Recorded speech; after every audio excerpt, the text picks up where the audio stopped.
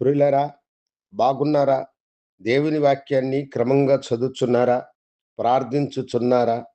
నేటి ధ్యాన వాక్యము 69వ కీర్తన 30వ వచనం. కృతజ్ఞతాస్తుతులతో నేనాయన్ని గనపరచెదను. భక్తుడైన దావీదు చెబుతున్న మాట ఇది. కృతజ్ఞతాస్తుతులతో నేను దేవుణ్ణి గనపరచెదను అని అంటున్నాడు. దేవుడు ఎన్నో మేలులు చేసినప్పుడు మనము కృతజ్ఞతాస్తుతులతో ఆయనను గనపరచువారమై ఉండాలి. కొన్నిసార్లు మనము ఆయన చేసిన మేలును అనుభవించి ఆనందించి ఆ మేలును మనము మర్చిపోయి కృతజ్ఞతా భావము లేని వారముగా ఉంటూ ఉంటాం. అయితే ఎల్లప్పుడూ మనము కృతజ్ఞతా భావము కలిగిన వారమై కృతజ్ఞతాస్తుతులతో దేవుణ్ణి మనము గనపరచాలి. దేవుణ్ణి మనము గనపరిచినప్పుడు ప్రభువు ఇంకా మనకు అనేకమైన గొప్ప కార్యములను ఆయన చేయును. కనుక దేవుడు మన పట్ల చేసిన మేళ్లను మన జీవితములో మనము మరిచిపోరాదు.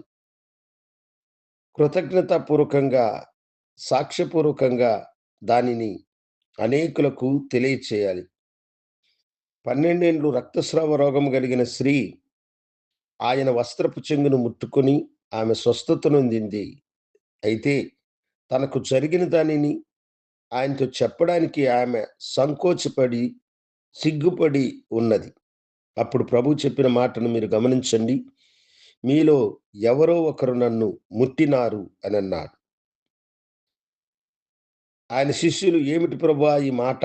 మేమందరం నీ మీద పడుచున్నాము అని అంటే ప్రభు అన్నాడు, నాలో నుండి ప్రభావము బయటకు వెళ్ళింది, నన్ను ఎవరో ముట్టినారని చెప్పినాడు. వెంటనే ఆ స్త్రీ తనకు జరిగిన దానిని అందరి ఎదుట వచ్చి చెప్పింది. ఆయనను స్తుతించింది, ఆయనను ఘనపరిచింది.